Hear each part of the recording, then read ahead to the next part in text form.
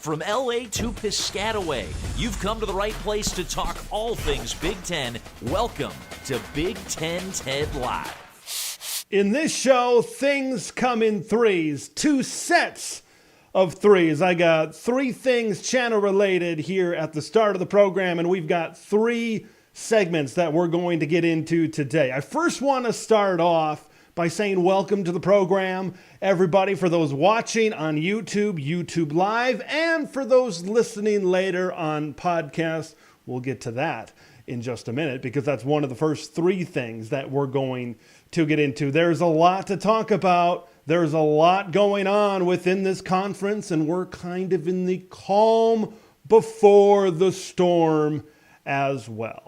All right, so 3 things regarding the channel. You heard it right at the top of this live show on YouTube. This show and these long-form shows will also be available on podcasts coming up. So if you want to listen to stuff on your drive to work or you're working out or something like that, these long-form shows will be available on your favorite audio podcast platform, first on Spotify, and then it will be dispersed to some of the other platforms out there like Apple and the others. So we'll provide more information as that kind of comes down here in the coming weeks or so. Second thing I want to talk about here on the channel is memberships. I've got a special new perk for Big Ten TED Champions Club members. You hit the join button down below for just $2.99 a month. You get special perks, and whenever there is an uploaded video now on this channel, you will get early access to that video before the non-members. So after this live stream, I'm going to be editing down some videos from the show and uploading them. So it could be at 9 o'clock, it could be at 10 o'clock. Whenever that one is uploaded, you'll get early access to that video. Non-members will wait until the scheduled release, 8 a.m. on Saturday, 8 a.m. on Sunday, something like that, possibly down the road. So that's one extra perk of becoming a member of the Big Ten TED Champions Club. You can click the join button below to become a member of that. And the last thing of the 3 that I want to talk about here channel-wise is something that got really going on this week, and if you want to be a member of it, is the Big Ten TED Discord. There's about 150, 160 or so people that joined up this week, and I got to give a special shout-out to my guy, the Trojan Blade. Go to USC fans, and others, I guess, in the Big Ten. Go check him out. He kind of promoted it on his Twitter and everything with his audience, and it kind of went off from there. But I will say this. We got a lot of USC talk going on within that server right now. We need to spread the wealth. We need to get some of these other forums, because on the field and maybe off the field, we can't let USC come in day one and take this thing over, right? I kid, of course. But I'm going to throw the link in the Discord server now in the chat. It will be in the description of the podcast over there when that thing eventually does drop as well. It's like a free message board. It's a great place to interact with other Big Ten fans. We've had some really good discussions. Oregon fans, Washington fans, USC fans. We've had some Purdue fans drop in there as well. So it's a great place to join and talk Big Ten 24/7. Not just with me, but some of the other folks and fans within the Big Ten Conference. All right, let's talk about what we are going to talk about here within this program tonight, because there's 3 big topics. First one, of course, was the NCAA proposal from earlier in the week. Charlie Baker notified schools and their university presidents, their athletic directors, of an NIL proposal at the NCAA level that could change things. And that could change things big time going forward. How schools finance NIL. Where does NIL generate from? We'll cover that because there is a lot to cover in terms of that. Also, Phil Parker was recently announced as the Frank Broyles Award winner as the top assistant coach in all of college football. We're going to talk about his impact not only at the University of Iowa, but within the Big Ten Conference as well. There is a pretty sizable impact. It is transfer portal season. We are going to talk transfers. Is the Big Ten, now that the Pac-12 will be no longer, is the Big Ten in a position to take over as the conference of quarterbacks? Because you look at On3, you look at 24/7 Sports, top 10 quarterbacks, top 12 quarterbacks. A lot of them are taking visits to Big Ten programs this weekend. A lot of them are rumored to be on Big Ten campuses when we start this thing for real in 2024. So, folks, this could be some of the most quarterback talent we've ever seen in this conference. Now, I will give a little bit of credit where credit is due. Oregon, Washington, and USC are certainly going to help with that, but there is going to be some good quarterback talent within the original 14 footprint as well. So we're going to be talking everything transfers, where some of these guys could end up when we're talking football in 2024. I got some other topics. Before we get to those three, I want to get to some other topics and really talk about those. First one I want to chat about is I want to give a round of applause right now to the two latest additions to the Big Ten, 17 and 18, both Oregon and Washington. I know realignment is hard. It's difficult for everybody. These are difficult decisions. You spend 60, 70, 80, whatever years in a conference, and you're making a decision to leave, a financial decision to leave. And in this case, the Pac-12 ceased to exist, which I'm sure does not make schools like Oregon, Washington, USC, and UCLA exactly feel warm and fuzzy inside. It was reported earlier this week by John Canzano that from 2024 and beyond, the Civil War game, Oregon and Oregon State, will remain on the schedule for the Ducks. And when Washington ended up joining the Big Ten as well, they said in their initial press release in early August, they said, we plan to continue our Apple Cup series. Now, before this announcement this week, it was announced that Washington State would be on the schedule on the football side through at the very least 2028. It was announced earlier this week on the Oregon side, 2024 and beyond. This is how you do realignment.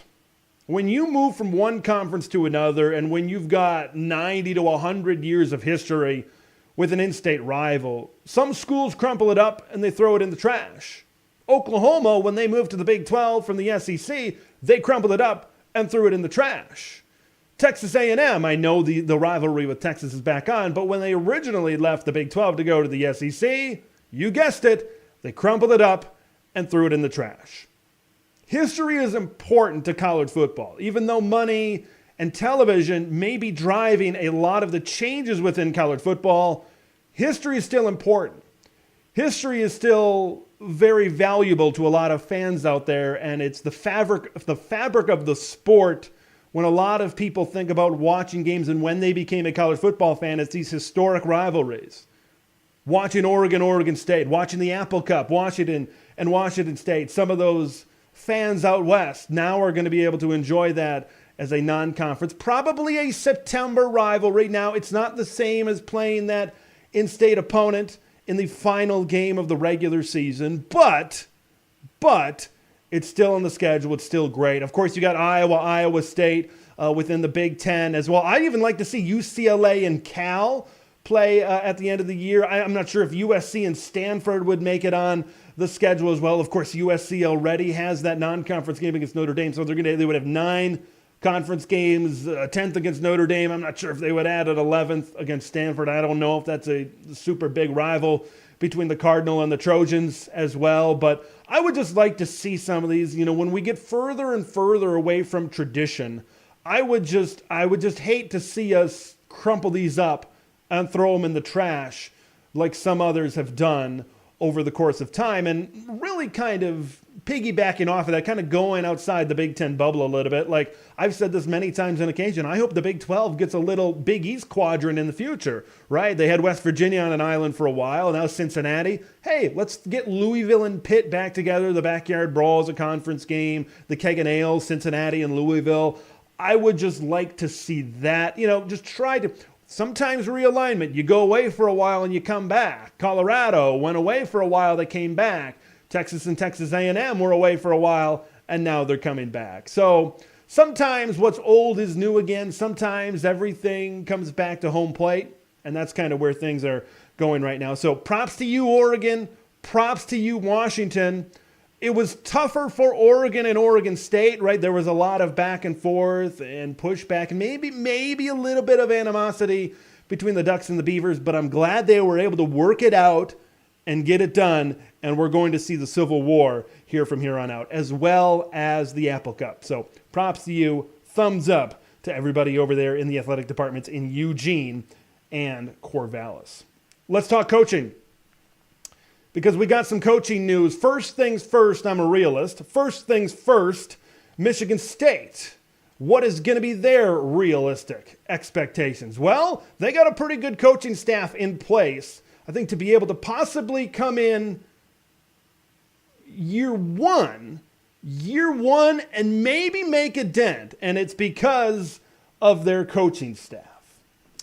Here is the Michigan State coaching staff for those of you watching on YouTube. For those of you listening on podcast, look up the Oregon State coaching staff, because it's a lot of the same guys. It's a lot of the same guys, right? They are bringing over a majority of the staff from Oregon State right now, which is a good thing that Jonathan Smith has been able to bring over a lot of those guys. There's one coach right now that's very interesting, and it's offensive coordinator Brian Lindgren. That's important based on something we're going to talk about a little bit later in the show. There was a really good player that they brought in last year at the quarterback position who is in the transfer portal playing for Brian Lindgren, and having him on the staff I think is very important as well. Their O-line coach and run game coordinator, candidate for the Broyles Award. So this is a really good staff that he's bringing into Michigan State.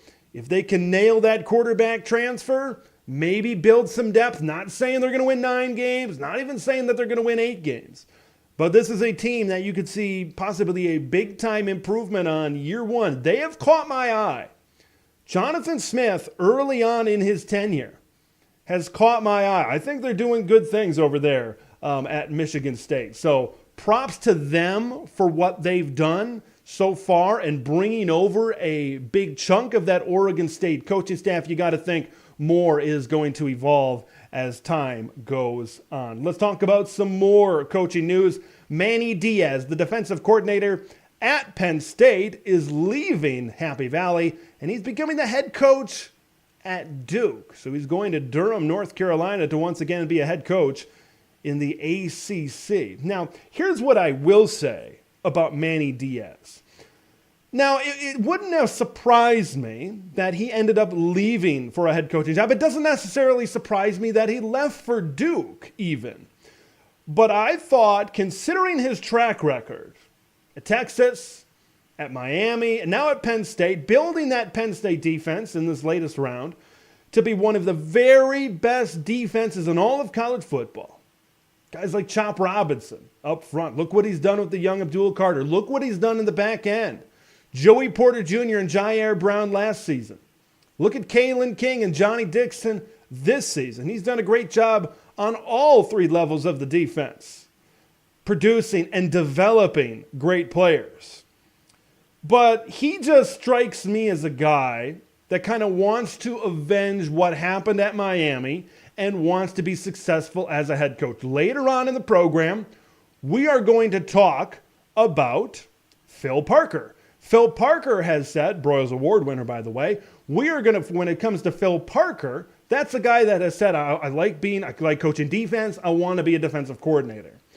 Manny Diaz, on the other hand, seems to be a guy where he wants to eventually be a head coach. He wants to use this. He wants to strive and step up to be a head coach in this industry.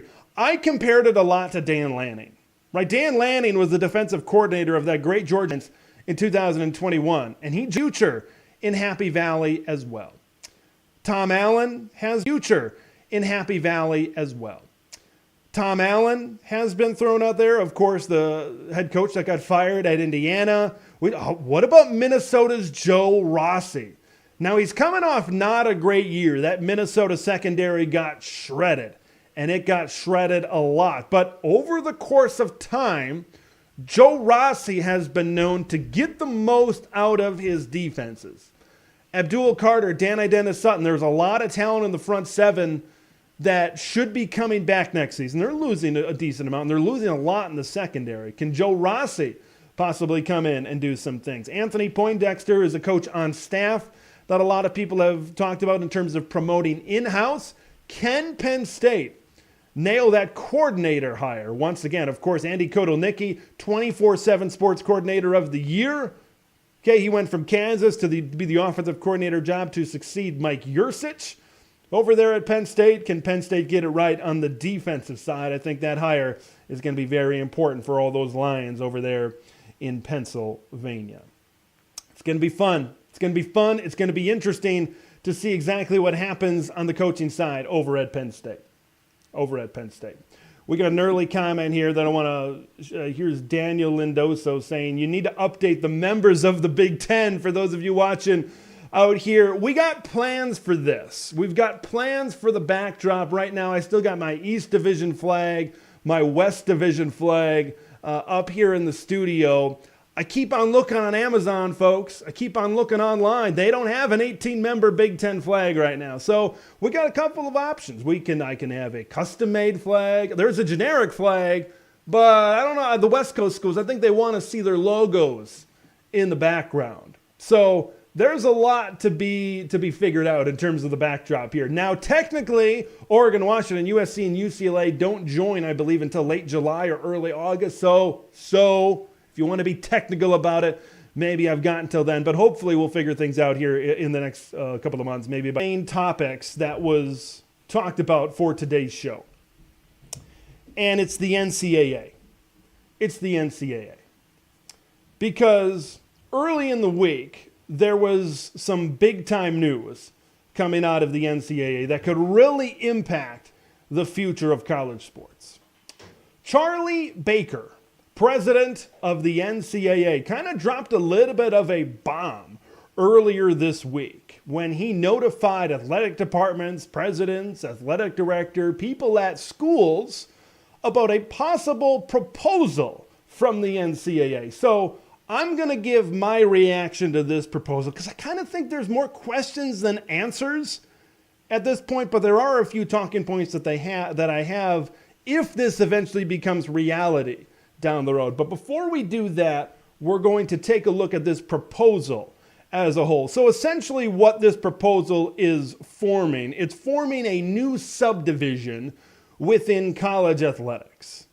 For lack of a better term, let's call it Division 0, because right now Division 1 is divided between two subdivisions, of course, FBS and FCS. This would be a completely new subdivision. Charlie Baker has said since kind of taken over that he sees the discrepancy. He sees how some of these other, we'll call them Power 4 schools, are operating on a different level than maybe some other schools financially and with resources as well. So schools can either opt in to this new subdivision or they can opt out. But here's the thing, if you do opt in, you are required, according to this proposal, to pay $30,000 per athlete for half of the school's countable athletes. And there's no cap in the amount that you can say. And here's the thing, Title IX must be followed, guaranteeing 50% of funds to women's athletes for an enhanced educational trust fund. All right, that's first thing. Those are kind of the first couple things. But there's also something big that I want to talk about as well throughout all of this. Schools in the new subdivision will also gain control of decision-making around scholarship limits, accountable coaches, transfers, that kind of thing. The NCAA's way of handing major conference programs the freedom to increase the limits or do away with them altogether. So the NCAA, in theory, in this Division 0, is giving the power to the schools, which hasn't been done at this type of level here before. I'm taking these quotes, I'm taking a lot of this information from a Ross Dellinger article. And he says, the model, quote, gives the educational institutions with the most visibility, the most financial resources, and the biggest brands an opportunity to choose to operate with a different set of rules that more accurately reflects their scale and their operating model. Charlie Baker wrote in the article to this as well. So, and this is also another big thing. Schools are allowed to enter into name, image, and likeness deals in-house through their athletic departments. The University of Nebraska is able to write an NIL check to an athlete instead of the 1890 initiative or whatever collective is at your school. Now, it doesn't say that you can't do both. It doesn't say that you can't have your cake and eat it too. Let's talk about what this means and what it could mean going forward. The first takeaway I had with this NCAA proposal is the NCAA desperately does not want schools to break away. They desperately want to be a part of the power structure within college athletics. Okay, there have been rumors, right, for months that said in 2 years, maybe in 1 year, in 2 years, in 3 years, whatever, we could see a breakaway from the NCAA and kind of like what they're talking about here in this proposal, where the schools set up their own rules in terms of scholarships, in terms of transfers, whatever, the logistics of the sport, the logistics of the organization, they set it up themselves, but instead the NCAA is kind of giving them a platform to do so under the requirement, of course, of the $30,000 as well. I wanted to bring up something that was also mentioned in this article is who can afford it? According to Ross Dellinger, that number is probably around 30 to 50 universities. And here's kind of the amount, right? Because that's a big deal as well. What would this 30K eventually amount to? For the smallest athletic departments, that's around $5 to $7 million a year. For the largest departments, at least $12 to $15 million every year. So you're thinking of the big brands in the Big Ten, right? Because that's what this channel is really focused on, the Big Ten Conference. The Ohio States, the Michigans, the USCs, the Oregons, the programs that won't have a problem paying this, that won't have a problem funding this. It'll be fine for them. What about the Northwesterns? What about the Minnesotas?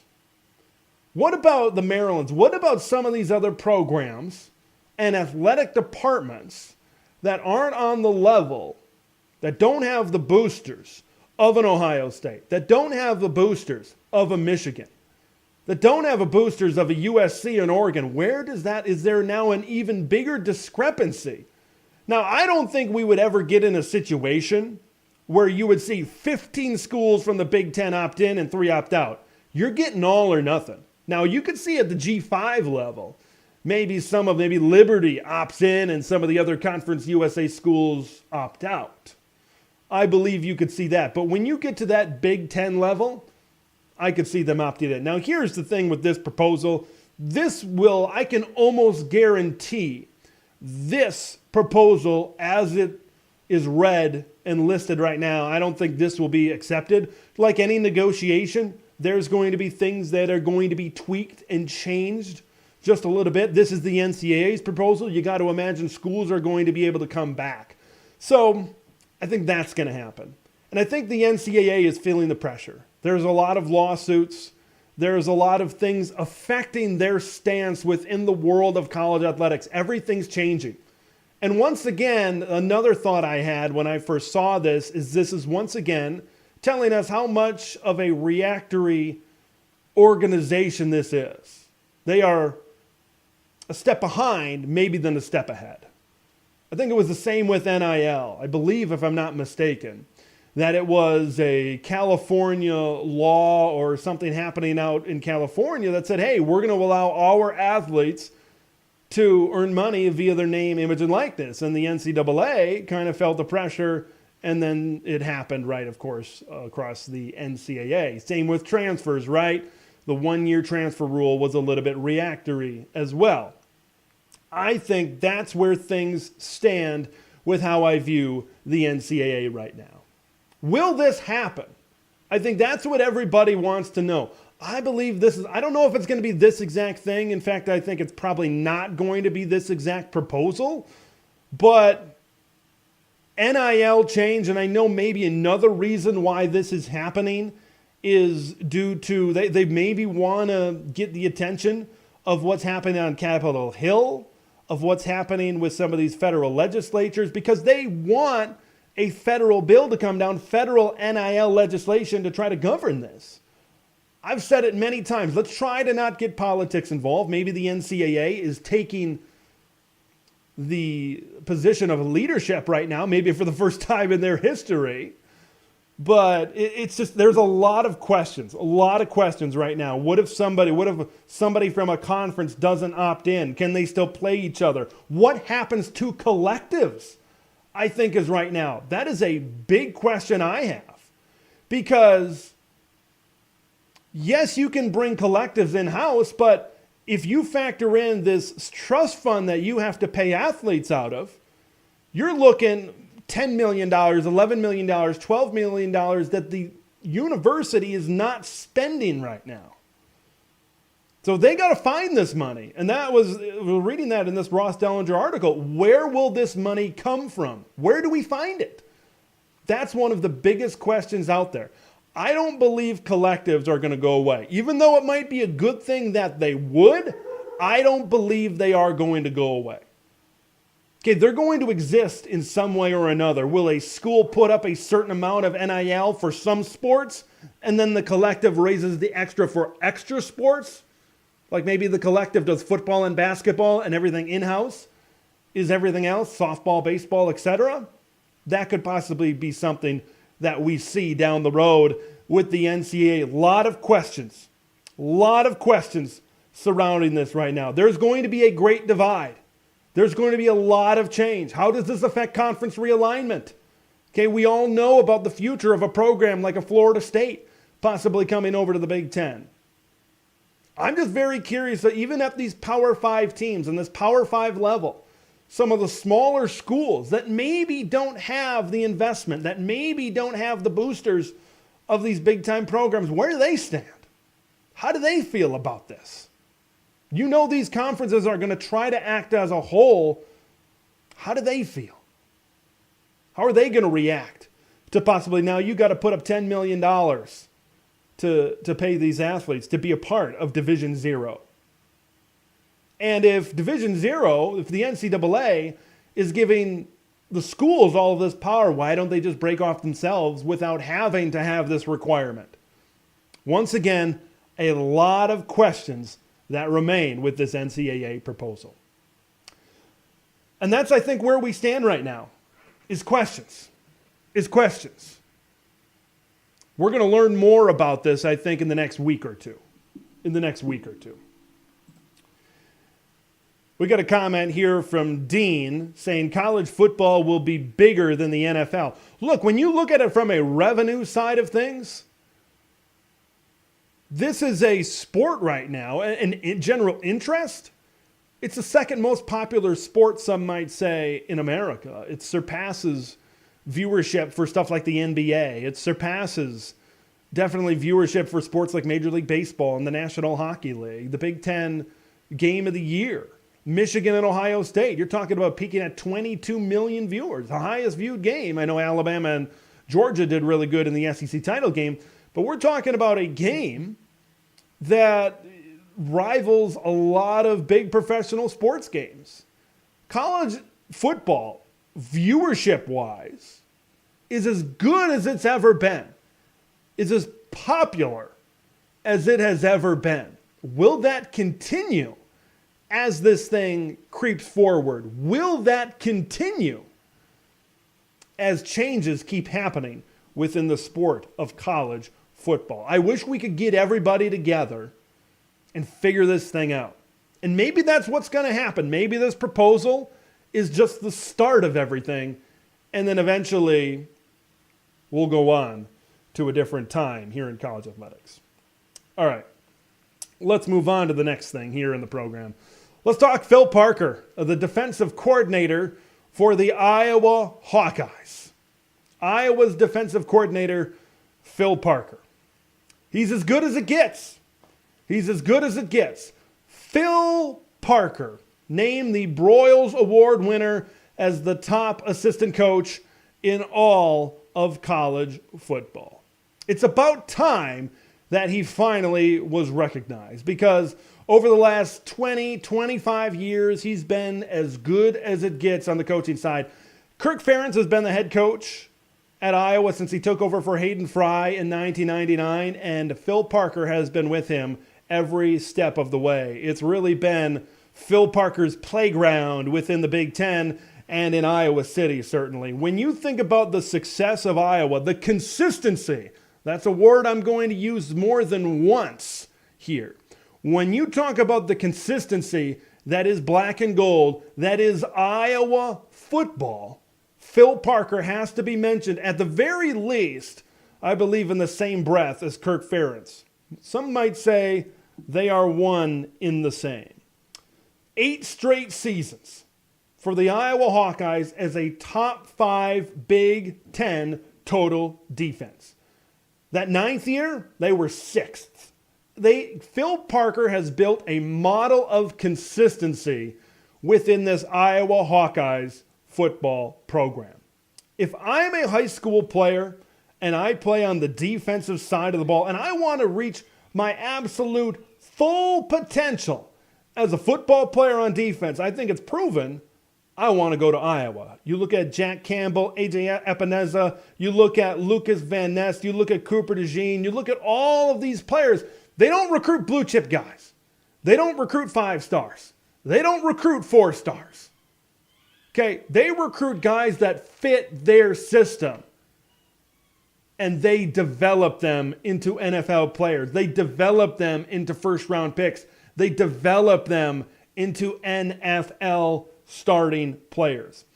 I think a big reason why Phil Parker was finally recognized as the Broyles Award winner is because what's happened not on defense, but on offense. You look at 2021 and 2023 specifically, those are seasons in which Iowa won 10 games. You know what else they have in common? Those are fantastic Iowa defenses those years. You know what else they have in common? The offenses weren't that great either.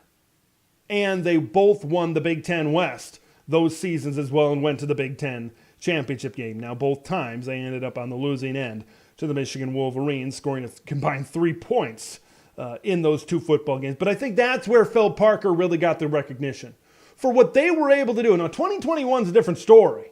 2023 is a story in and of itself. When your quarterback goes down, when your top 2 pass-catching targets at tight end go down, that's, I think, where we start to appreciate Phil Parker and what he has done. I know Sharon Moore was kind of talked about as well, and he did a really good job stepping up in the midst of that suspension for Jim Harbaugh.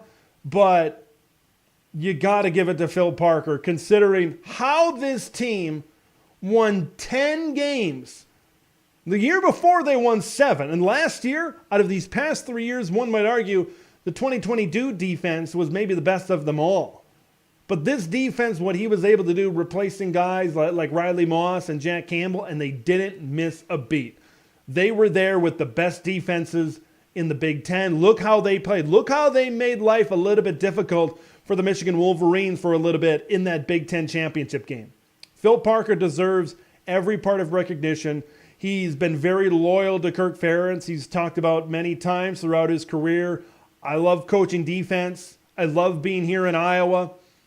That I'm sure he had many opportunities to possibly ascend to be a head coach, but he chose to stay in Iowa, and he's certainly been awarded for it. Finally becoming the Frank Broyles Award winner as the best assistant coach in college football.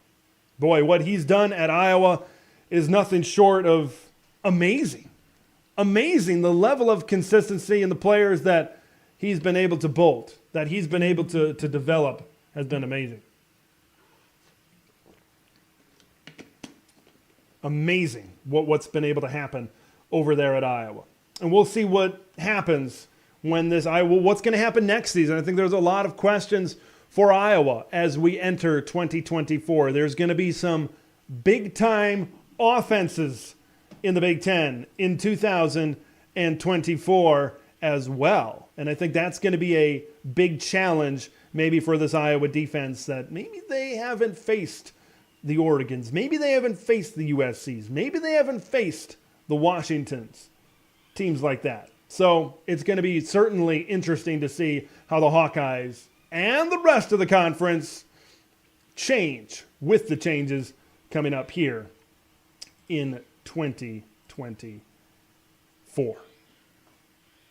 Let's move on, and I think this is the most exciting part of the program here tonight. It's time to talk transfers. Okay. The Pac-12 coming into this season was known as the Conference of Quarterbacks. Caleb Williams at USC. Michael Penix Jr. at Washington. You look at Cam Ward at Washington State. You look at DJ Uiagalelei at Oregon State. You look at Shedeur Sanders at Colorado. All of these quarterbacks across this conference in the Pac-12, a conference that is no longer around, by the way, because one might argue the four best brands in that conference are now a member of the Big Ten Conference. It's December, which means it's transfer season. USC needs a quarterback after Caleb Williams is going to the NFL. Oregon needs a quarterback after Bo Nix will wrap up his Ducks career in the Fiesta Bowl against Liberty. Washington will need a quarterback after former Hoosier QB Michael Penix finishes his Husky career, hopefully, with a trip to the national championship game at the very least for our Husky fans. They're going to need somebody. They're going to need people to fill into those roles. And then you look at Ohio State now needs a quarterback with Kyle McCord in the portal. Michigan might lose J.J. McCarthy. Wisconsin, where do they fit into all of this? Do they trust in Braden Locke? If crystal balls are to be believed, and if predictions and rumors are to be believed, the Big Ten Conference could be the conference of quarterbacks in 2024. And I got to send a big thank you out to the Ducks, the Huskies, and the Trojans. Let's dive into it. Big visit weekend. Let's start first with our friends in Eugene. Let's start first with the University of Oregon. Dillon Gabriel, former UCF and Oklahoma quarterback, put up good numbers. He's proven that he is a really good quarterback, folks. And he's visiting Eugene, Oregon this weekend. He is heavily favored to end up as the next quarterback of the Oregon Ducks. I believe that Dillon Gabriel is one of the very best quarterbacks within the transfer portal right now. Okay, on 3 and 24/7 Sports, they agree with me. Now, neither one of those have him all the way top at number one. But considering the offensive coaching staff at Oregon and what they were able to do with Bo Nix and turn him into a Heisman finalist, right now in Dillon Gabriel's career, I know he's got 1 year less, but right now in Dillon Gabriel's career, he might be a little bit further along than where Bo Nix was when he first came to Eugene. So keep that in mind. Now, he doesn't, like I said, he won't have as long in Eugene, Oregon, but he's already got that skill set coming in and that coaching staff and the weapons that they have. Jordan James is probably going to be back. Tez Johnson is probably going to be back for the Ducks as well. Dillon Gabriel could be great for Oregon. Let's move on to our friends in Washington that are going to be playing in the college football playoff. The crystal ball, you look inside of it, what does it say for the Huskies? Will Rogers. That's what 24/7 Sports is saying right now. Also, Merriweather, that wide receiver from Notre Dame, also could end up there as well for Will Rogers to throw to. Now, not a lot of people out there are saying it, but I'll say it. You look at Will Rogers and his stats and his numbers and how he performed in the SEC at Mississippi State in 2021 and 2022 under Mike Leach, and you might be feeling pretty good if you're Washington. Kalen DeBoer and Ryan Grubb, where they were able to take Michael Penix, maybe they could take Will Rogers. You're talking about a quarterback in Will Rogers throwing for over, I think 1 year was around 4,700 yards passing, threw over 30 touchdowns, single-digit interceptions in his really good years. He took a little bit of a dip down, or Will Arnett at Mississippi State. but, there were a lot of changes within that Bulldogs program in Starkville. You put Will Rogers into this offense, you get Jeremy Bernard to come back at wide receiver. Maybe Jalen Polk comes back, you get a transfer or two. Some of these young wide receivers progress. Maybe Washington once again could find themselves in a conference championship game next season in 2024. Well, the first time I heard it, I really like Will Rogers at Washington. I'm a big fan of Rogers going up to Seattle next to the fish market. So throughout all of this, there's a lot of destinations. There's a lot of really good destinations. I already mentioned Oregon. I already mentioned Washington. You know what might be the very best destination? USC.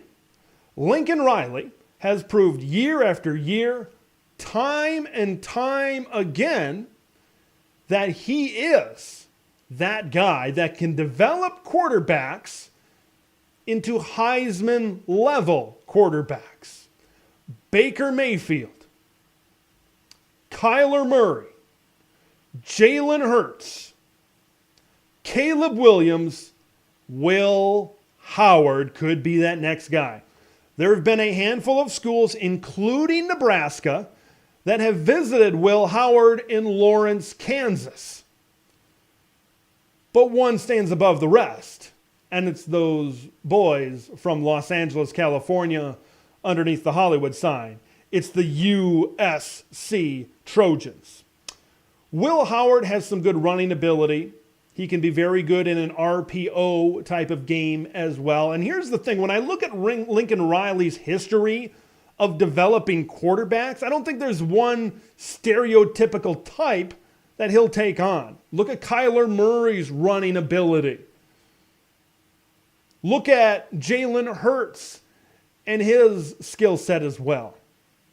There have been different quarterbacks throughout Lincoln Riley's run where he's been able to make them into a Heisman-level type of quarterback. And I believe the same thing can happen with Will Howard if he indeed transfers to USC. Now, these that I mentioned, Gabriel to Oregon, Rogers to Washington, Howard to USC, these are almost expected at this point. There's one more that's expected, and it's expected to happen this weekend, like a lot of these commitments are expected to happen.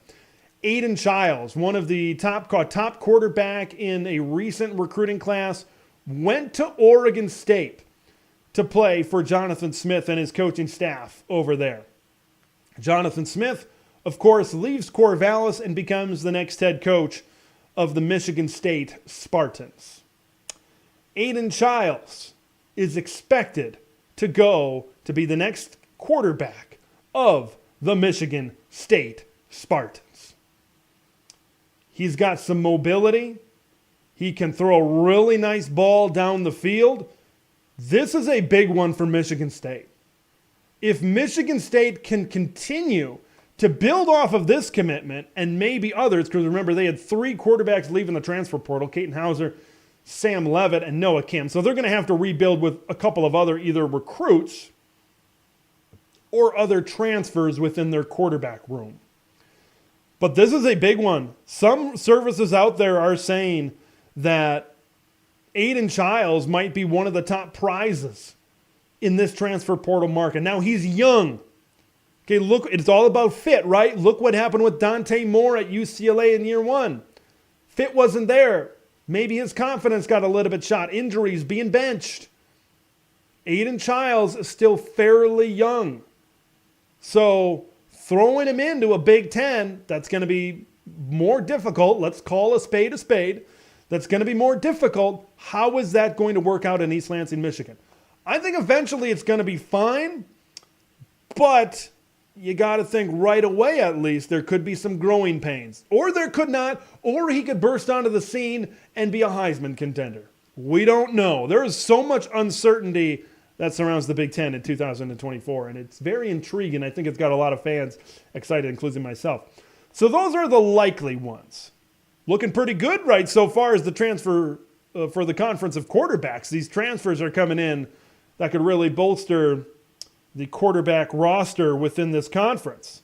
Let's talk about ones that are heavily rumored and ones that visits and have been receiving a lot of steam lately. First one you got to talk about, Cam Ward, the Washington State quarterback. He's kind of interesting right now. Based on what I threw out there, Gabriel to Oregon, Rogers to Washington, Howard to USC, Aiden Childs over to Michigan State. Cam Ward, the former Washington State quarterback, more mobile, right? He started his career at FCS Incarnate Word before transferring in. Now, Nebraska recently has talked to him. That's a big-time wild card throughout all of this. They've been very aggressive in the transfer portal market here so far, but him going to Ohio State, because Ohio State, I mentioned how good USC is in the transfer market, or in the quarterback development market at the college level. What about Ohio State? Yeah, they're right there with Southern California in terms of developing some of these quarterbacks, in terms of turning these QBs into something bigger and better. Cam Ward going to Ohio State, even though they're going to probably lose Marvin Harrison Jr., they already lost Julian Fleming to the portal. Emeka Ibuka, they're probably going to lose as well. They're losing a lot. But you know Ohio State, their wide receiver they got 3 of the top 5 wide receivers in last year's freshman class. Cam Ward going to Ohio State could be the continuation of the conference of quarterbacks, no doubt about that. Here's one, Dante Moore, right? One of the top quarterbacks out of the Detroit, Michigan area. Where does he end up? He's been talked about in a few places. But there's one that really sticks out to me, and that's been, there's some good amount of steam behind it that I like based on what Dante Moore has said publicly in the past. Dante Moore has said, I wanted to go to a place where I can be developed. I think he learned pretty quickly I ain't going to get developed to my full potential at UCLA by Chip Kelly and this offensive coaching staff. It just is not going to happen. All right? That's the cold, hard truth. So Dante Moore is in the portal. What about Michigan? Jim Harbaugh is on the brink of a contract extension. Now, it could fall through as there has been some hesitancy due to the clause in the contract saying, yeah, you ain't going to the NFL. But even if Jim Harbaugh doesn't return, it's likely that Michigan will just promote Sharon Moore to be the next head coach of the Michigan Wolverines.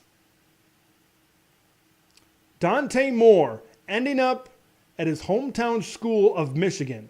Even if J.J. McCarthy is there, it allows him to be developed. It allows him to learn under J.J. McCarthy. If he's not there, then Dante can come in, and I think he can learn behind a good offensive line, and also a good running game, which could maybe open things up for Dante Moore down the field.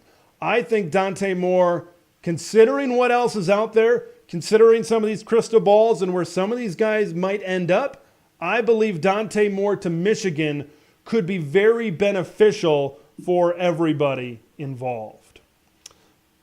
Let's talk about Kyle McCord for a minute. It was surprising, but then again not surprising, that he ended up entering the transfer portal, ending his career as an Ohio State Buckeye. Nebraska has been hot on him. And as I said, Nebraska's been hot on a lot of guys. Will Howard, the quarterback from Baylor, Chapin. You look at Kyle McCord, even Cam Ward, Nebraska was involved in the Cam Ward recruitment the first time he elected to enter the transfer portal. So here's the way I look at it with Kyle. That is a big upgrade for Nebraska. And that's an understatement saying that it's a big upgrade for Kyle McCord ending up as the quarterback of the Nebraska Cornhuskers. You look at it the other way from Kyle McCord's perspective. I don't think no matter where you go for Kyle, wherever you go, you had the talent that you had at Ohio State, you're going to take a step down. you're going to take a step down. It's just the way it is. Ohio State is wide receiver U. There's a ton of talent there every single year. Marvin Harrison Jr., Emeka Egbuka, all these guys. And then Kate Stover at tight end, and you go on a decent run game as well. So you got to manage your expectations at a place like Nebraska. But maybe Nebraska and how they want to play, they've said multiple times, we want to be a physical team. We want to run the football. Maybe there's less pressure to make plays in the passing game at a place like Nebraska. Now, you got Malachi Coleman with a year of development, Jalen Lloyd, a couple of freshmen that should be slated to maybe have breakout sophomore years. And then you had some big-time injuries. You had Isaiah Garcia Castaneda over there as well. You had a lot of guys get injured from that wide receiving core. Gabe Irvin Jr. got injured in the running back room as well. But it allowed these freshmen to get on the field and these young players to get on the field for the Nebraska Cornhuskers and really turn this experience into maybe breakout seasons in their sophomore years. There aren't going to be a lot of expectations on Kyle McCord. He's going to be asked to play within a system. We'll see if they can land Kyle McCord in Nebraska and at least stay healthy for half the season. Nebraska's got an easier front end of the schedule. It gets a little bit more difficult in the back end. But I think that could be a favorable destination. I don't know a lot about Kyle McCord. If he doesn't end up at Nebraska, I'm not sure where he could end up. Right now, you're kind of starting to peg some of these pegs in some of their holes on the board, so to speak. If Kyle McCord doesn't end up in Lincoln, I'm not sure. The last one I want to talk about is DeQuan Finn, Toledo quarterback. We saw him earlier in the season nearly take down the Illinois Fighting Illini. He's got some mobility. He's a good quarterback. And I think he could be a really good quarterback in this Phil Longo system to really come into this system and make a big-time difference. Because this is the year. Braylon Allen's gone. Skylar Bell and Chemry Dike, two receivers from the Paul Chryst era, they are gone. This offense is going to go full Longo. This is the year where we've got to see this offense go full Longo. First year was a little bit of a transitional. You saw parts of the power run game with a back like Agent Zero, Braylon Allen in the backfield, and you saw some of it a little bit with the wide receivers, but you saw a little bit of the Longo stuff with Tanner Mordecai, and Will Pauling and Bryson Green are your top two returning wide receivers, despite Chemry Dike and Skylar Bell going to the portal. So this and DeQuan Finn, them going after, they're visiting, they're talking, Wisconsin is, to DeQuan Finn, them pursuing him tells me that they don't believe Braden Locke. Even though Braden Locke showed some flashes this season, they don't trust him right now. Remember, they brought in 3 transfer quarterbacks last year. They brought in Tanner Mordecai, who I think we all knew was going to be the starter, and he was. Did not perform to the expectations I had for him, certainly. Braden Locke and Nick Evers. Nick Evers was a 4-star, pretty highly recruited guy at Oklahoma, and he did not pan out, to say the least. To say the least. Let's just put it that way. Let's put it the nice way. And let's go in that direction. So DeQuan Finn to Wisconsin is one. He's got some mobility. We saw how the Badgers really incorporated Tanner Mordecai's mobility this season. I believe he could end up in the Badgers. You look at DeQuan Finn to Wisconsin, Kyle McCord to Nebraska, Cam Ward Ohio State, Dante Moore Michigan, Aiden Childs Michigan State, Will Howard USC, Will Rogers at Washington, and Dylan Gabriel at Oregon. You cannot look me straight in the eye and say if that happens, if those guys are starting in the Big Ten in 2024, this will be the conference of quarterbacks. Boy, I never thought I would really say that this conference would be the conference of quarterbacks. We've always been good.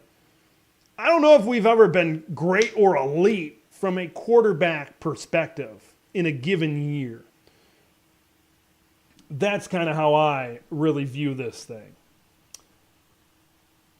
Let's get to some comments here from our YouTube audience. We've got Ooga Booga chiming in here. Lincoln about to turn Will Howard into Josh Allen. That's been a comp that a lot of people have kind of talked about as well. We've got our guy LFG saying, excited for the future of Sparty college football led by Jonathan Smith. I definitely think at Michigan State you're going to see things really progress in the right direction right now. I think Jonathan Smith is a really good coach. He built some really good things over there at Oregon State. I think you're going to really start to see, you got a feeling when you get these first couple of weeks who these new coaches are going after in the portal, the type of football teams that they built and then are building. All I say is I got a good feeling about Michigan State. Michigan State is one of those programs, when you talk about the Big Ten being successful, when you talk about the Big Ten being more successful from the SEC, it's all about the depth of teams.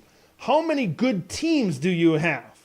Adding Michigan State into that mix, if they can be a solid 7-win team to a 9-win team, on average, maybe they jump up to a 10-win team and they're in the Big Ten title discussion every now and then maybe, just maybe, they might be in a position to add a lot of depth to this conference. Like the Iowas, like the Wisconsins, Nebraska wants to be there, Illinois wants to be there, schools like that, they want to be in that type of situation as well.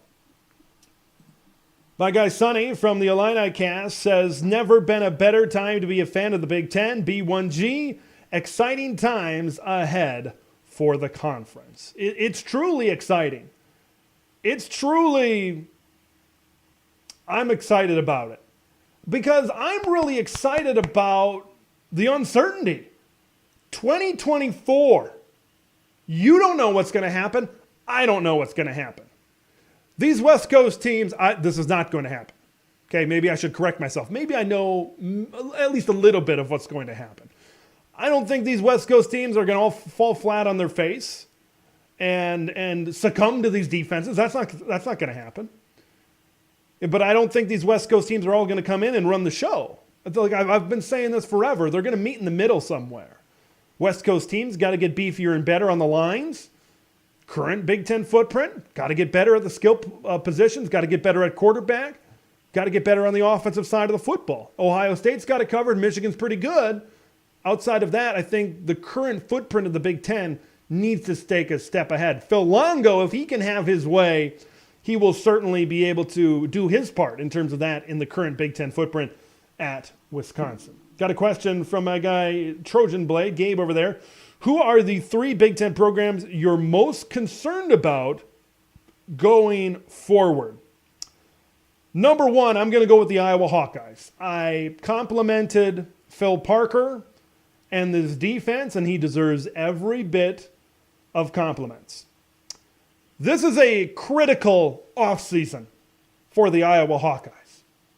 What's going to happen at offensive coordinator? Paul Chryst has been thrown out there. Do they upgrade with a former Paul Chryst Wisconsin quarterback and John Boudmare in-house at Iowa? The hire that they make at offensive coordinator will be tremendously important. And what is Kirk Ferentz's role in this? In terms of the offense going forward, some people in Iowa City are saying he's got to kind of take back the reins a little bit. Whoever he brings in, they got to try to run the show. We know all the jokes. We know all the stories as it pertains to Iowa's offense, but they still find a way to win football games. What's going to happen when you've got a stout defense against a great USC quarterback, a great Oregon offense, an explosive Washington Huskies offense? What's going to happen when your offense can't score 10 points against them? What's going to happen in a couple of years when USC recruits the talent on defense? What happens Oregon, at Washington? I think a lot of people are underselling Washington. Like being in the playoff in the bridge year going into the Big Ten, I think it's a bigger deal, I think, than some people give them credit for. I think Washington's going to be able to come in and be a fairly significant player in this conference. I certainly do. So Iowa, I am concerned as well for Iowa. Nebraska is one that I throw out there as well because they're in the same boat. They got a really good defense. Their offense is struggling. And you could throw in, I got 7 concerns in their Big Ten West programs. But I'm going to throw out Nebraska because you asked me to name 3. I throw out the Cornhuskers because even though they change coaches, even though they change staffs, there's still a lot of Scott Frost-isms on this team right now. There's still a lot of things that happened in the past handful of years that happened this year with Matt Rule. There are. You got to find ways to win. You got to find ways to win. That's the bottom line right now at Nebraska. And right now, this season, I know injuries played a big part in that, but they got to find ways to win football games. They did a little bit better. It went 5-7, but down the stretch, they took some hits considerably. They just needed one game to become bowl eligible, and they couldn't do it. Nebraska needs to find ways to win. If they can't, it's a little bit concerning for the Nebraska Cornhuskers. One more you got for me. Let me throw one more out there for you. I will throw in, let me think about this. I'm going to throw in Purdue. They lost pretty much all of their wide receivers. All of their wide receivers they lost. They got Hudson Card back. Ryan Walters has recruited pretty well.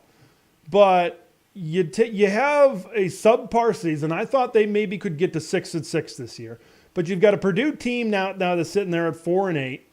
And you lost Deion Burks, Abdur Yassin. Like, you lost a lot of these guys.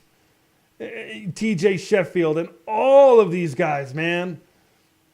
How are you going to replace them? Hudson Card is there. I think Devin Mockabee comes back. That defense, we know that's a Ryan Walters specialty, and maybe he can flip this thing in year number 2.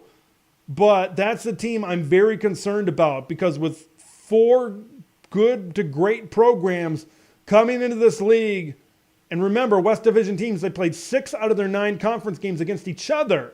Now you're playing these East Division and these West Coast teams more. Purdue is one of those teams that I think I'm a little bit concerned for. Got our guy Washington fan, Sergeant Pickles here checking in, saying Jonathan Smith is a program builder. Got to have patience. Give him a couple of years.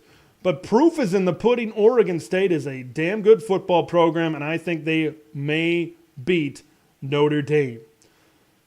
Patience. Patience is hard to come by in today's day and age of college football, Mr. Pickles. It is very difficult. Will Michigan State have the patience? Sparty, 4-8 this season. What happens if they go 4-8 again? Because the thing is, it's not just patience. You're going to have patience because you got a young quarterback, a talented quarterback, but a young quarterback coming in. It takes time. Ask Luke Fickell. Ask Matt Rule. You can't come into the Big Ten in year 1 and say, I'm going to run the show. That's just, I don't think that's going to happen at Michigan State. The Spartan fans are going to need to be patient. Patience is key. Let this thing pop in year 2. Let this thing pop in year 3. Let it pop after Aiden Childs gets a couple of years behind center. This is the goal, I think, for Michigan State has to be right around bowl eligibility. Like, look at Wisconsin this past year. I think that was the goal for Nebraska. They came up 1 game short. Look at Wisconsin. Injury to Tanner Mordecai. Injury to Braylon Allen. Maybe things not clicking. They still found a way to improve. They still found a way to go 7-5, a 1-game improvement over that 6-6 season that got Paul Chryst fired. Okay, patience is key. Just because it doesn't click year 1, I know we live in the era of let's get 30 transfers in and let's flip this thing right away. Ask Deion Sanders how bringing in 60 transfers goes. Improvement is key year one in your record and in your culture within your locker room. And then year two, maybe you really start to see the gains towards where you want to be. Michigan State's got to be in that discussion as well. Let's get another one here from Trojan Blade. 3 schools, aside from UCLA coming into the Big Ten, very talented Big Ten coaches. That's a lot of losses going to everyone else. Look, this thing's going to be tough. It's going to be tough for everybody. It's going to be tough for everybody. The adjustment going out there is going to be tough. It's not going to be easy for anybody. It's going to be a big-time adjustment out there. I'm very curious what's happening at UCLA. You kind of bringed up in this comment. Chip Kelly's probably going to get 1 year to really prove that this thing can click in the Big Ten. Like, I look at UCLA and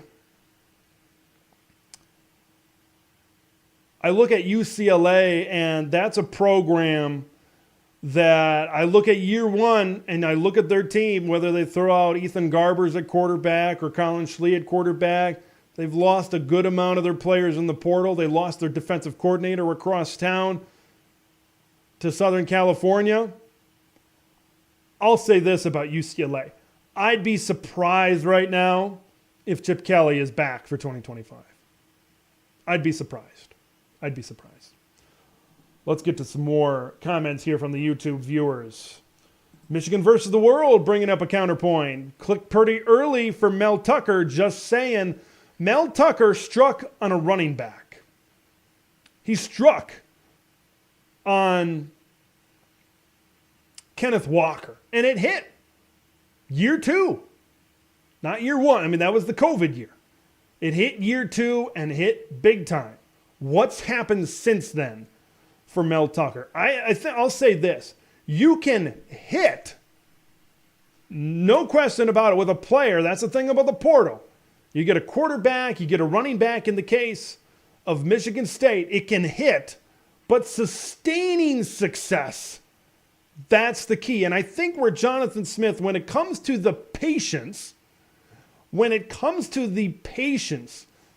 right now for Jonathan Smith, I think the patience is going to pay off, because I don't know if maybe Michigan State has learned from Mel Tucker, maybe in multiple ways, but on the field, they learned just because you strike on a transfer doesn't automatically mean you're going to be able to sustain success. I think that was a big problem on the field in the way Mel Tucker constructed rosters, was he hit that transfer right away, and now all of a sudden Sparty fans, they were expecting 10 wins. They were expecting 11 wins. But look outside of Kenneth Walker. Look what happened the next year when Keon Coleman was on the team. I think Jaden Reed was still on the team in 2022. When Peyton Thorne was on the team, it wasn't the same team. They relied on Kenneth Walker so much. He masked a lot of the issues. That defense, it was not good. Okay, in 2021 at Michigan State, they struck on a player. I've been saying it. People kind of pushed back at the time, but I say it now, and I'm going to keep on saying it. Kenneth Walker got Mel Tucker paid for the short period, because, as we know, his firing was with cause. So, but at least at the time, and it appeared that he was going to get paid for a long time. But that's the thing with this transfer portal. You can't rely on it. You can't rely, we'll get a quarterback for 2 years and then we'll get another one. You might not have a good transfer class in that third year in this hypothetical situation. You just might not be there. It's a crapshoot sometimes. Do you want to play that game? Do you want to roll the dice? Some teams do. For me, if I'm building a football team, recruiting is still the lifeblood of the sport. Recruiting and building your team is still very important. I compare it to the NFL, right? Everything, a lot of people say, well, we're looking like the NFL. Recruiting is like the draft. You want to build the roots of your program, through recruiting. But like free agency is used to plug holes on an NFL team, the transfer portal is meant to plug holes or improve a weak position. That's what the portal is for. Leaning on the portal too much, a lot of activity, that could be the start of a downturn for a respective program. Trojan Blade, USC fan, talking about UCLA being up in flames. He's saying the best players leaving, underachieving every year, major, and I mean major dysfunction internally. It's beautiful. This is coming from a Trojan fan and a Trojan content creator over there. I'm very curious to see where UCLA. I had them as a wild card when this announcement first happened a few years back because I didn't know what to expect. I said this could be a team that could go to 4 wins, then they could jump to 8 wins and something like that. Now you see them in this conference, and that's when they had Dante Moore. I think UCLA was really leaning on the great talent of Dante Moore, and now they don't have that. They don't have that prospect for the future. Okay, the Rose Bowl is difficult enough to sell out already for UCLA home games. Now, what's the future you're selling if you're Chip Kelly? It was Dante Moore. Chip Kelly has not recruited well. He's done good in the portal, has not recruited well. And as I just said in this program, if you can't recruit and you can't form the roots of your football team, your tree's not going to grow. They might be planting a new tree in Westwood maybe in the next few years. I want to be more optimistic. I really do. But we'll see what happens. We'll see what happens. Sergeant Pickles chiming in once again. I fully expect Smith, this is Jonathan Smith, will get them to a bowl or better in year 2. We'll see how the roster shapes out. I could even see it happening possibly in year number 1. Getting to that 6-win level. Remember, they were a 4-win team. This is such a key month, December. I was talking to somebody offline and I said the other day, December is where college football teams are built.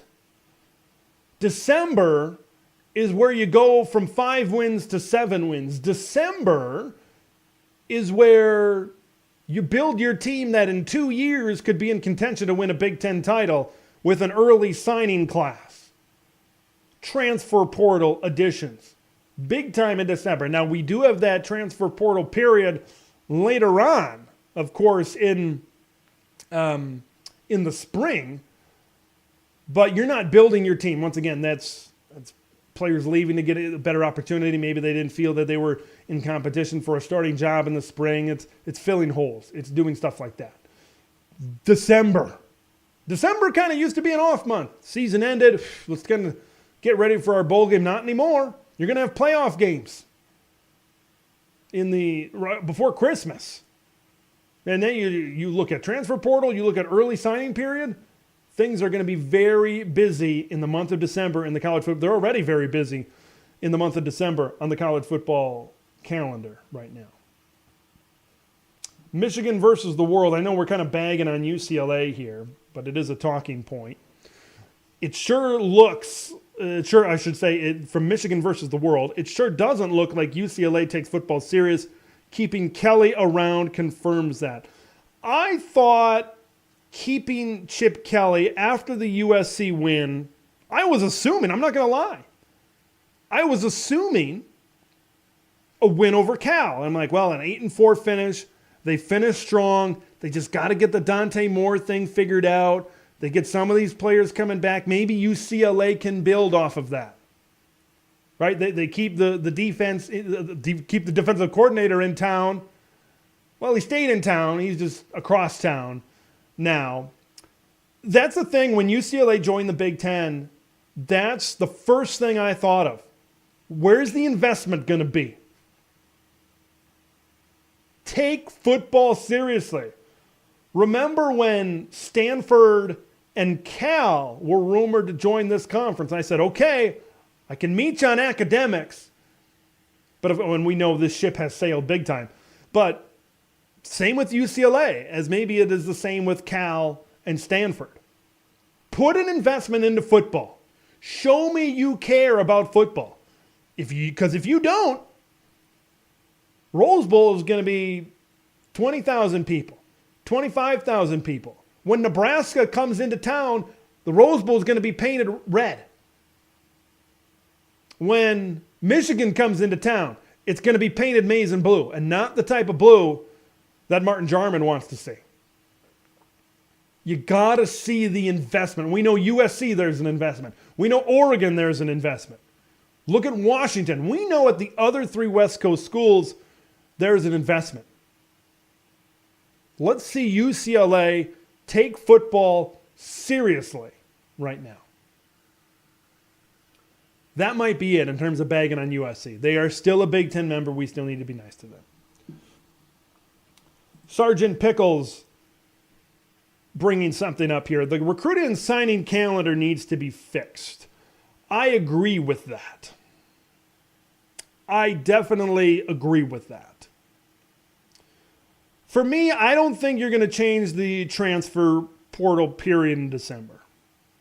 I think, it's the end of the season. Kids want to enter the portal. They want to get to their new school by the time the spring semester starts. I get it. I understand that. I don't think there's much you can do on the December transfer period much. I would say if I were commissioner of college football, I'm putting signing day back to what it was in the first week of February. I understand why everybody wants to get a jump start on everything. I understand why it's in December. But I would put it back to February. So when the season ends, because remember, we got a playoff creeping up. Those dates are going to be closer than they ever have before. I think what I want to see is the month of December. That way you can focus on transfers in December while also focusing on your games, bowl game or whatever. And then after January, after the season is over, say the national championship is on January 8th, 9th, 10th, whatever, then you can spend those final 3 weeks focusing on finalizing your high school signing class. I think having to finalize, it would be like having the draft and free agency at the same time. I just think it's a little bit too overwhelming for head coaches right now. I think having them in different times on the college football calendar would be beneficial. Now, I tell you what, it does create a lot of interest for the month of December, but with the playoff and transfer portal, I think that's enough. I think that's enough over there as well. I want to get to a comment here from Joe that says, can't wait for the Trojan Horse Trophy battle between the Spartans and Trojans, Michigan State and USC. Spartans and Trojans, maybe a sword type of trophy as well. That's been one that has certainly been talked about for a while over time. Is Spartans, Michigan State, and USC. Spartans and Trojans, maybe that's something that can develop with Jonathan Smith, and maybe he can elevate that program as well. Let's go back to a comment from Sergeant Pickles. Considering the new quarterback next year, he thinks the Huskies, we got a Washington fan here, 8 to 10 wins in year number 1 in the Big Ten. I won't disagree with that. That is I think when you go forward with Washington and you look at them from a year-by-year basis, it would not surprise me in the slightest to see that. So as long as we're talking about this, we can kind of chat about it here on YouTube, and I'll try my best for the podcast listeners to get this out as best as I can. Here is their schedule for Washington for the year 2024, their first year in the Big Ten. They're going to start with Weber State and Eastern Michigan at home. You can probably chalk those up both as wins, right? You get Washington State. This schedule, I didn't know they scheduled a date yet, but they got Washington State in Lumen Field, home of the Seahawks, which is where the first game is going to be. Then they're going to alternate locations. I would say they beat Washington State. They get Northwestern at home. I'd say they win that one. You got Rutgers. Rutgers is a tough defense. They got Tyrone Powell coming back. They got a lot of players coming back next season. You get Michigan at home, Iowa, that defense, USC, Penn State, Oregon. So You got Oregon on the road. You get Penn State on the road. You get Iowa on the road. If Caden McNamara improves as a quarterback, and if the Hawkeyes get healthy and maybe have some things to get a coordinator in there that can get a little bit more creative in this offense, this is a Washington team, and it kind of depends what they replace, both on offense and defense. I think we know we won't have Braylon Trice on the defensive side of the ball, which has been one of their better defensive performers right now. I would say you look at the Michigan game, the Iowa game, USC, Penn State, Oregon. It's certainly not the easiest schedule right off the bat for the University of Washington. It's so difficult to predict right now without rosters, without schedules, without anything quite like that as well. So we got more from Sergeant Pickles, a prediction here. I think they drop Michigan and Penn State plus one other, and then maybe USC or Iowa. Now you look at their home games. They get Michigan at home. They get USC at home as well. Very curious looking at Washington. You look at Washington. Say they go out and they beat Texas. If I'm making predictions right now, I say they beat. I just don't think Texas's pass defense is good enough. I don't. Because they're not. I think Washington can have a lot of success throwing the ball against this Texas defense. If Washington gets to the national championship, I said this in previous shows, they're going to be able to look all around the room at everyone in the Big Ten, except maybe Michigan, right? If Michigan beats Alabama, they're going to say, we played for the national title. You didn't. That's a big advantage right away, right off the bat for the Washington Huskies. That is a gigantic advantage to be able to come in and say that right away for the Washington Huskies. It's certainly going to be fun to see this evolve. It's certainly going to be fun to see all of these teams really come in. So we talked about NCAA and their proposal could really change college sports. We talked about Phil Parker. Congratulations to him being the Broyles Award winner. Great defensive coordinator, has lasted a legacy in Iowa City and around the Big Ten, and of course the transfers. Could the Big Ten become the transfer, or I said could the transfers make the Big Ten the conference of quarterbacks? I believe it can happen. There should be a lot of news maybe this weekend and coming up in the next week or so as it pertains to transfers. So, until next time, I'm Big Ten Ted. We will see you in the next one.